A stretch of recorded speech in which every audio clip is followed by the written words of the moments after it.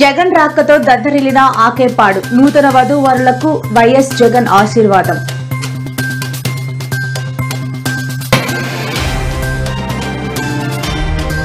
ఏపీలో free bus effect, బస్సులో సీట్ల కోసం ప్రారంభమైన మహిళల యుద్ధాలు.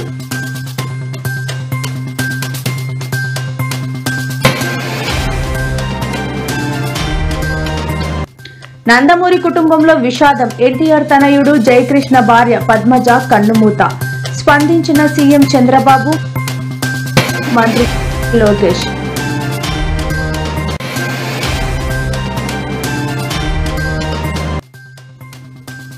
తీరం దాటిన వాయుగుండం, పలు జిల్లాల్లో భారీ వర్షాలు కురిసే అవకాశం, యూనిట్లు పెంచిన ఐఎండీ.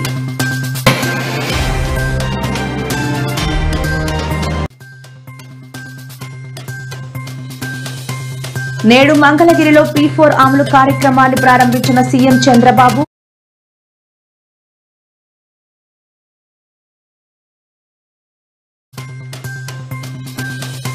ప్రిన్సిపాల్ సౌమ్య ఆత్మహత్యాయత్నం, స్పందించిన ఎమ్మెల్యే కూనా. వైఎస్ఆర్సీపీ అధినేత మాజీ సీఎం వైఎస్ జగన్ మోహన్ రెడ్డి అన్నమయ్య జిల్లాలో పర్యటించారు. రాజంపేట ఎమ్మెల్యే ఆకేపాటి అమర్నాథ్ రెడ్డి సోదరుడు అనిల్ కుమార్ రెడ్డి కుమారుడు వివాహ రిసెప్షన్ కు హాజరయ్యారు. ఆకేపాడులోని ఆకేపాటి ఎస్టేట్స్ లో మంగళవారం జరిగిన ఈ వివాహ రిసెప్షన్ కి హాజరైన వైఎస్ జగన్ నూతన వధూవరులు వరదీక్షితారెడ్డి, సాయి అనురాగ్ రెడ్డిలకు వివాహ శుభాకాంక్షలు తెలిపి ఆశీర్వదించారు. జగన్ రాక సందర్భంగా ఆకేపాడు జనసంద్రాన్ని తలపించింది. జై జగన్ నినాదాలతో దద్దరిల్లింది. హెలీప్యాడ్ నుంచి వివాహ వేదిక దాకా అభిమానులు, పార్టీ కార్యకర్తలు క్యూ కట్టారు. వాళ్లకు ఆప్యాయంగా అభివాదం చేస్తూ ఆయన ముందుకు కదిలారు.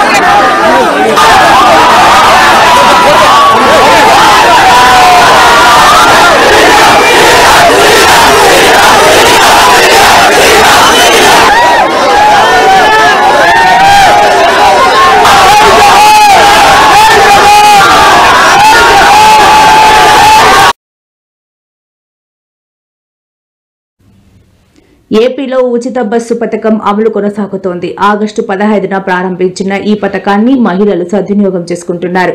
3 రోజులుగా ప్రశాంతంగా సాగిన ఈ ప్రయాణాలు తాజాగా పలు చోట్ల అరుపులు, కేకలతో సాగుతున్నాయి. ఈ రోజు విజయవాడ నుంచి ఏలూరు వెళ్తున్న బస్సులో సీటు కోసం మహిళలు అరుచుకున్నారు. పరస్పరం బూతులు తిట్టుకున్నారు. ఇద్దరు బస్సులోనే కొట్టుకునేంత పని జరిగింది. అయితే బస్సులో మిగిలిన ప్రయాణికులు సర్ది చెప్పడంతో సిగపట్ల వరకు వెళ్లకుండా పంచాయతీ సమసిపోయింది. అయితే సోషల్ మీడియాలో ఈ వీడియో వైరల్ అయ్యింది. దీంతో ఏపీలోనూ మహిళల యుద్ధాలు ప్రారంభమయ్యాయని తెలంగాణలో జరిగిన ఘటనలను గుర్తు చేస్తూ కొందరు నెటిజన్లు కామెంట్ చేశారు.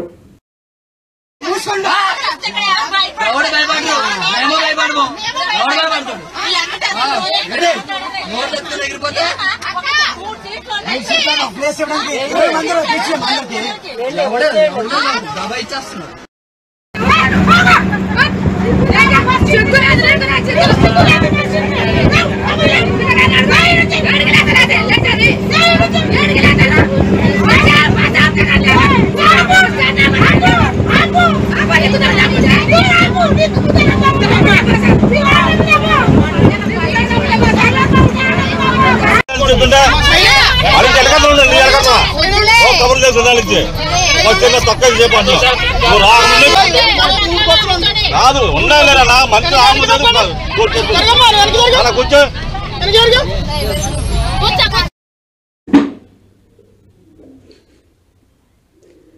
నందమూరి కుటుంబంలో విషాదం చోటు చేసుకుంది.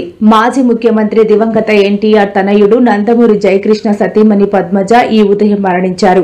హైదరాబాద్ లోని ఫిలిం నగర్ లో ఉన్న వారి నివాసంలో ఆమె తుదిశ్వాస విడిచినట్లు కుటుంబ సభ్యులు తెలిపారు. కాగా పద్మజ మరణ వార్త తెలుసుకున్న ఏపీ సీఎం చంద్రబాబు, మంత్రి నారా లోకేష్ తీవ్ర దిగ్భ్రాంతి వ్యక్తం చేశారు. ఈ ఘటన తమ కుటుంబంలో విషాదం నింపిందని ఎక్స్ ట్విట్టర్ వేదికగా పోస్ట్ పెట్టారు.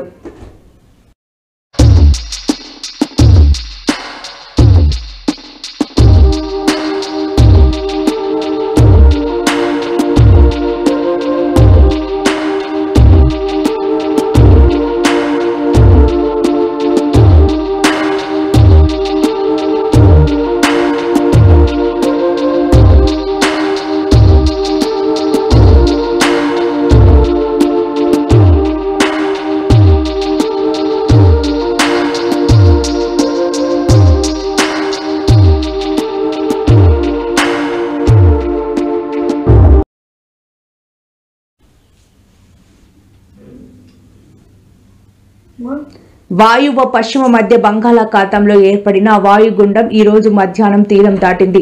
విశాఖ వాతావరణ కేంద్రం వెల్లడించిన వివరాల ప్రకారం వాయుగుండం ఒడిశాలోని గోపాల్పూర్ కి సమీపంలో తీరం దాటింది. గంటకు 7 కిలోమీటర్ల వేగంతో కదిలిన వాయుగుండం మధ్యాహ్నం తీరాన్ని తాకింది. వాయుగుండం ప్రభావంతో గంటకు 35-45 కిలోమీటర్ల వేగంతో గాలులు వీస్తాయని, ఉత్తరాంధ్రలో అక్కడక్కడ మోస్తారు నుండి భారీ వర్షాలు కురిసే అవకాశం ఉందని అధికారులు తెలిపారు. ప్రతికూల వాతావరణం నేపథ్యంలో మత్స్యకారులు వేటకు వెళ్లొద్దని హెచ్చరించారు.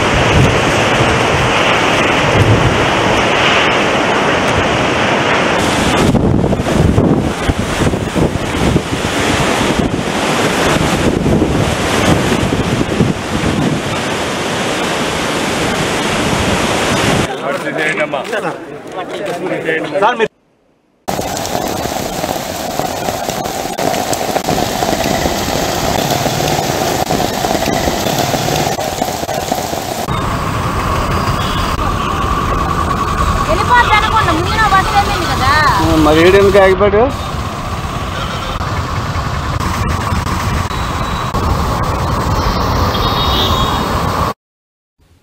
రాజధాని అమరావతిపై వైసీపీ నేత ధర్మవరం మాజీ ఎమ్మెల్యే కేతిరెడ్డి వెంకటరామరెడ్డి సంచలన వ్యాఖ్యలు చేశారు. రానున్న 2 ఏళ్లలో ఇదే అమరావతిలో పులస చేపలు కూడా దొరుకుతాయని సెటైర్లు వేశారు. వరుస వర్షాలకు ప్రస్తుతం గోదావరి నది ఎలాగైతే పొంగి పొర్లుతుందో అదే మాదిరిగా అమరావతికి కూడా అదే గతి పట్టబోతోందని జోస్యం చెప్పారు.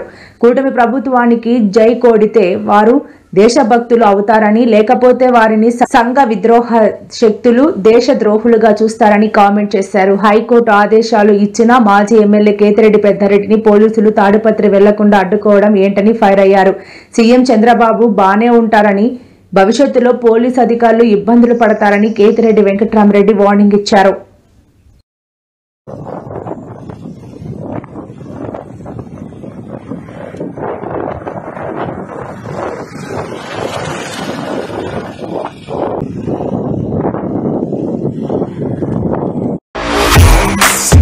ఆ రోజు కూడా ఇలాగే ఇబ్బంది పెట్టాలని చంద్రబాబు నాయుడు గారు చూడడం జరిగింది. ఎందుకంటే మొదటి నుంచి కూడా ఆ జిల్లాలో పొలిటికల్గా వీళ్ళను చంద్రబాబు నాయుడు గారిని వాళ్ళను ఎదుర్కొంటున్న కుటుంబంలో పెద్దిరెడ్డి గారి కుటుంబం ఒకటి కాబట్టి వాళ్ళను మానసికంగా ఇబ్బంది పరచాలి అనే ఒక ఆలోచనతో గతంలో కూడా చేయడం జరిగింది.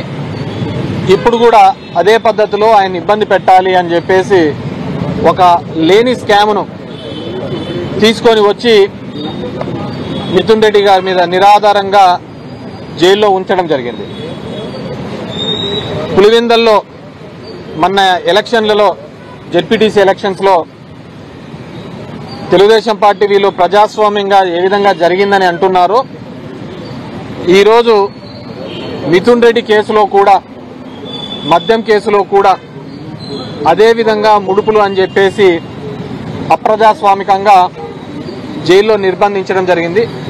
డెఫినెట్గా he will come back more strong, నిర్దోషిగా, అదేవిధంగా తొందరలోనే ఇది వస్తాడని, మోర్ స్ట్రాంగ్ గా బయటకు వస్తాడని చెప్పేసి అనుకుంటున్నాం. Anything else? కోర్టు డైరెక్షన్ ఇచ్చినా సరే కోర్టు ఆర్డర్స్ అవుతుంది పెద్దారెడ్డి గారిని కోర్టు డైరెక్షన్స్ లో ఈరోజు తాడిపత్రిలో పెద్దారెడ్డి చిన్నాన్నకు సంబంధించి గతంలోనే కోర్టు ఆర్డర్ ఇవ్వడం జరిగింది. 3 నెలల కిందట 5 వెహికల్స్ లో వెళ్ళండి, అక్కడ ఇనఫ్ సెక్యూరిటీ ఇవ్వండి, లా అండ్ ఆర్డర్ ఇష్యూ లేకుండా చూడండి అని చెప్పేసి పోలీసులకు డైరెక్షన్ ఇవ్వడం జరిగింది.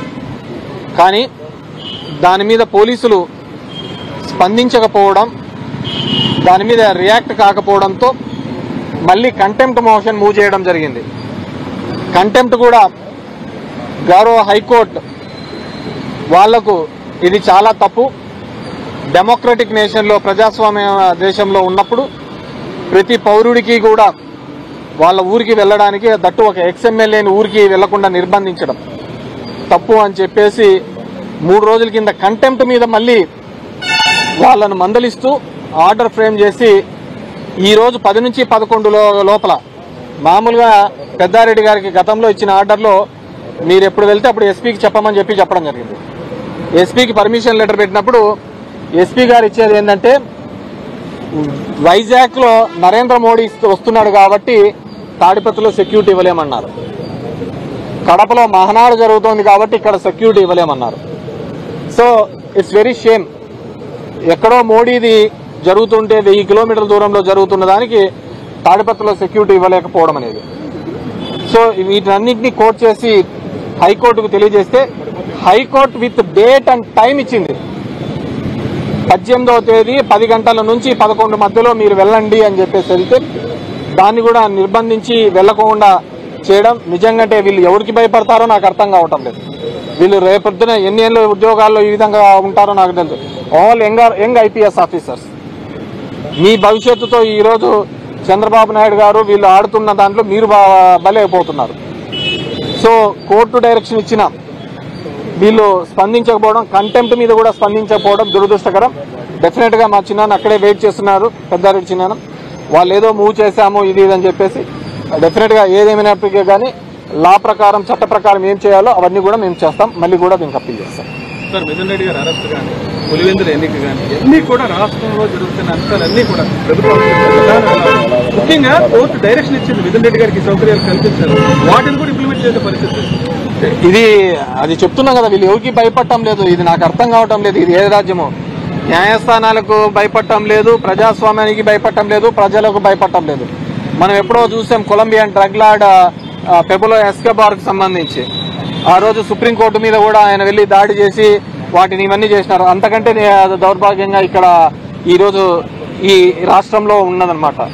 డెఫినెట్ గా దీనికి సంబంధించినది చంద్రబాబు నాయుడుకి ఏం కాదు, ఎవరైతే ఇంప్లిమెంట్ చేయడం లేదో ఆ ఉద్యోగస్తులు వాళ్ళు ఇబ్బంది పడే పరిస్థితి.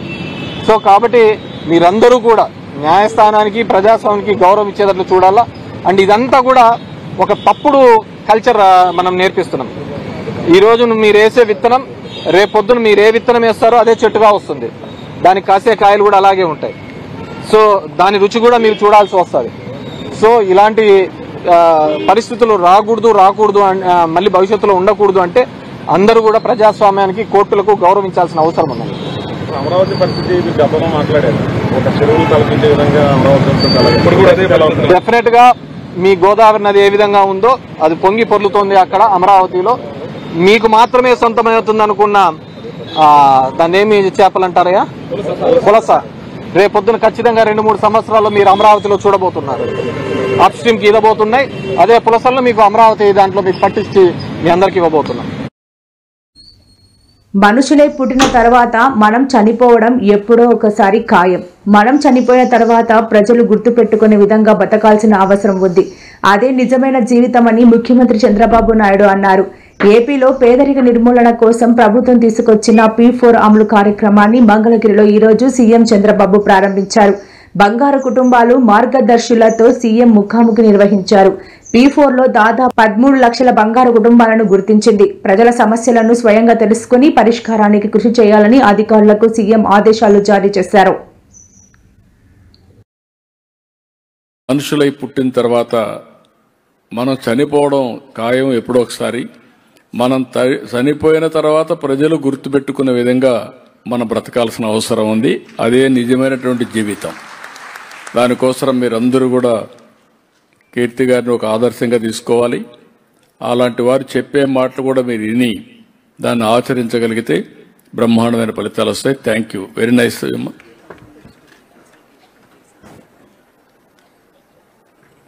తను భర్త ఇద్దరు కూడా ఆరోగ్యంగా ఇబ్బంది పడుతూ కూలి పనులకి ఏదో వారానికి నెలకి కొన్ని రోజులే వెళ్ళే పరిస్థితిలో ఉన్నారు. అలాగే వాళ్ళు ఏదైనా గ్రాసరీ షాప్ పెట్టుకోవడానికి ఫైనాన్షియల్ సపోర్ట్ అడిగారు. అలాగే వాళ్ళకి ఒక కుమారుడు ఉన్నాడు. అతను సెక్యూరిటీ జాబ్ చేస్తున్నాడు. నెలకి 12,000 13,000 వరకు వస్తున్నాయి. అలాగే తనకి ఒక కూతురు ఉంది, హస్బెండ్ చనిపోయాడు. అయితే తను ఇంటర్మీడియట్ చదివి ఉందండి. ఇప్పుడే మన కళ్ళ ముందర కనపడ్డారు. ఇంటర్మీడియట్ పాస్ అయింది అమ్మాయి. చిన్నప్పుడే పెళ్లి చేశారు. పెళ్లి చేస్తే దురదృష్టం భర్త చనిపోవడం, అక్కడి నుంచి ఏం చేయాలనో దిక్కుదిలిన పరిస్థితి తల్లి ఆధారం. అలాంటి అమ్మాయి చరిత్రలో ఒక మార్పు ఈ P4 ఏదైతే SCL అడాప్ట్ చేసుకుని, ఇది మనందరికీ నమ్మశక్యం కాకపోయినా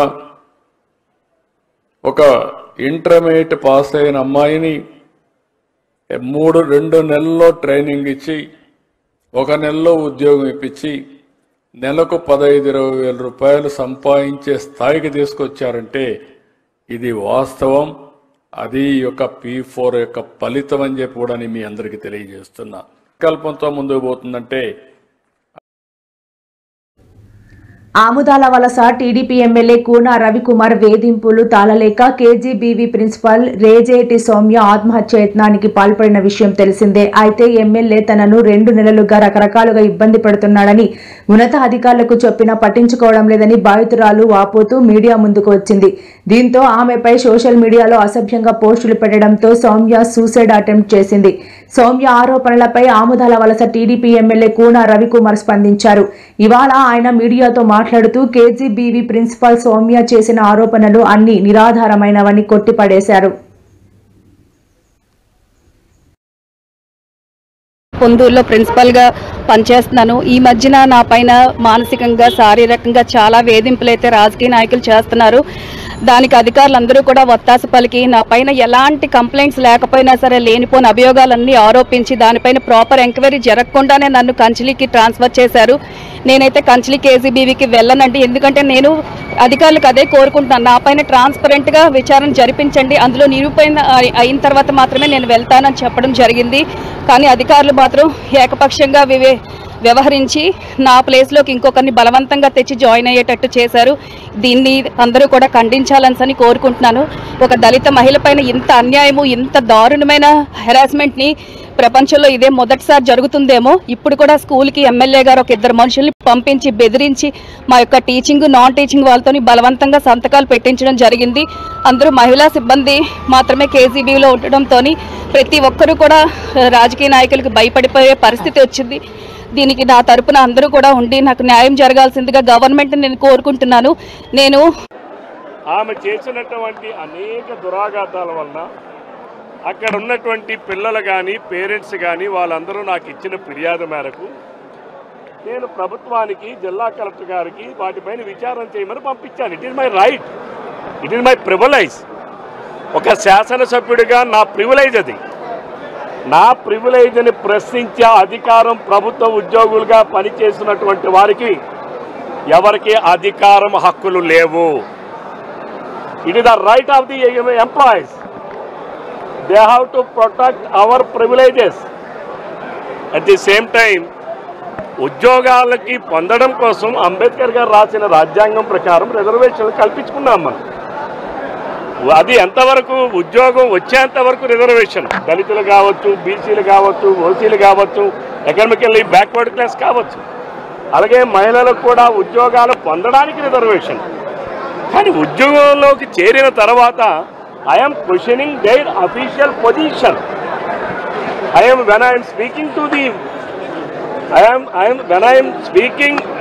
when I am reviewing with the official position, అక్కడ మహిళలు ఉన్నారా, పురుషులు ఉన్నారా, వాళ్ళ దళితులా లేకపోతే ఇంకో జాత, బీసీలా అనేటటువంటిది అక్కడ కాదు. ఈ స్పష్టత అనేది అందరికీ రావాలని చెప్పి నేను విజ్ఞప్తి చేస్తున్నాను మీ ద్వారా. ఎప్పుడూ కూడా దళితులు ఈరోజు ఇదే కేజీబీబీ పాఠశాలలో పనిచేస్తున్నటువంటి అర్థం తెలుసో లేదో. ప్రచార సమయాల్లో 2024 ముఖ్యమంత్రి వర్యులు శ్రీ నారా చంద్రబాబు నాయుడు గారికే దక్కుతుంది ఈరోజు. ఏదో అక్కడికి సర్దేసి ఆ కేసులు మూయించేశాడు. ఇదే జరుగుతూ వస్తోంది గత సంవత్సర కాలంగా. కూటమి ప్రభుత్వం అధికారంలోకి రాగానే పరిష్కరించే మొదటి కేసు సుగాలి ప్రీతిదే. జనసేన అధినేత ప్రస్తుత డిప్యూటీ సీఎం పవన్ కళ్యాణ్ గతంలో చెప్పిన మాట అయితే, కూటమి ప్రభుత్వం అధికారంలోకి వచ్చి ఏడాది దాటినా ఆయన ఈ కేసు ఊసెత్తలేదని బాధిత కుటుంబం ఆవేదన వ్యక్తం చేస్తోంది. ఈ క్రమంలో ప్రీతి తల్లి పార్వతి కీలక వ్యాఖ్యలు చేశారు. కూటమి ప్రభుత్వం అధికారంలోకి వచ్చాక సుగాలి ప్రీతి కేసును గాలికి వదిలేశారు. Deputy CM Pawan Kalyan home minister అనితను కలిసిన తమకు న్యాయం జరగలేదు, అందుకే తాను న్యాయం కోసం వీల్ చైర్ యాత్రను ప్రారంభించారు. కానీ యాత్రకు అనుమతి లేదంటూ పోలీసులు ఆంక్షలు విధించారు. అంబేద్కర్ గారు రాజ్యాంగంలో ఎస్సీ ఎస్టీ యాక్ట్ ప్రకారం మాకు రావలసిన మానిటరీ బెనిఫిట్స్ ని మీరు ఇచ్చారు. ఇచ్చి సాక్షి పేపర్లో ఏమిచ్చారు? ప్రీతిబాయి కేసుకి పూర్తి న్యాయం చేశామన్నారు. ప్రకారమే సుగాలి ప్రీతి కేసుకి ఫస్ట్ న్యాయం చేస్తామన్న విధంగానే మొన్న పోయినప్పుడు కూడా మమ్మల్ని లోపలికి పిలిపించుకొని కేసు కంపల్సరీ కూడా న్యాయం చేస్తాము, అది అవతల వాళ్ళు ఎంత వాళ్ళైనా కూడా ఖచ్చితంగా శిక్షించబడతారని భరోసా ఇచ్చినారు. చాలా మంది ఏమన్నారంటే అందరు రాజకీయ నాయకుల్లాగానే పవన్ కళ్యాణ్ కూడా అధికారంలోకి వచ్చిన తర్వాత ఎవరైనా అలా వంగిపోవాలి అని చెప్పి అంటున్నారు. అంటే ఇక్కడ ఏంటంటే చాలా మంది ఎదురు చూస్తున్నారు. ఆయన అధికారం రావడం వెంటనే వచ్చిన వారానికే మీ కేసు తీస్తాడు బయటికి అని చెప్పి ఆయన అభిమానులే కాదు, ఆయన యాంటీగా ఉన్న వాళ్ళు కూడా మీ గురించే చూస్తున్నారు. ఫస్ట్ ఇదే తీస్తాడు బయటికని. ఇప్పుడు వాళ్ళందరూ కోరుకోవడానికి కారణం కూడా పవన్ కళ్యాణ్ గారే కదా. నేను పవన్ కళ్యాణ్ గారు మన కేసును టేకప్ చేసి కర్నూలులో మార్చి చేసిన తర్వాతనే ప్రతి ఒక్క జనాల్లో సుగాలి ప్రీతి కేసుకు న్యాయం జరగాలి, మేమందరం ఉన్నాము అని కొన్ని లక్షల మంది కూడా మాకు ఫోన్లు చేసి మేము భరోసా ఇచ్చి ఇప్పుడు కోరుకుంటున్నారంటే ఆయన మాకు స్టాండ్ అయ్యి ఉన్నందుకే ఇప్పుడు ఆ మాట వచ్చినది. మాకైతే పూర్తి నమ్మకం ఉంది పవన్ కళ్యాణ్ గారి మీద. అవతల వ్యక్తులు ఎవరైనా మేమైతే కనుక ఏం వాళ్ళు చెప్పే మాటలకు ఏది భయపడము, కంపల్సరీ కూడా న్యాయం జరుగుతుంది. ఇంకోటి అంటే అసెంబ్లీలో కూడా అన్నగారు ఒకే మాట చెప్పారు, నేను సుగాలి ప్రీతి పేరెంట్స్ 2017లో నన్ను వేధిస్తూ ఉన్నారు, ఒక వికలాంగురాలని కూడా వేధిస్తూ ఉన్నారు. ఆ విషయమై మేము 3 టౌన్ పోలీస్ స్టేషన్ లో కేసు పెట్టడం జరిగింది.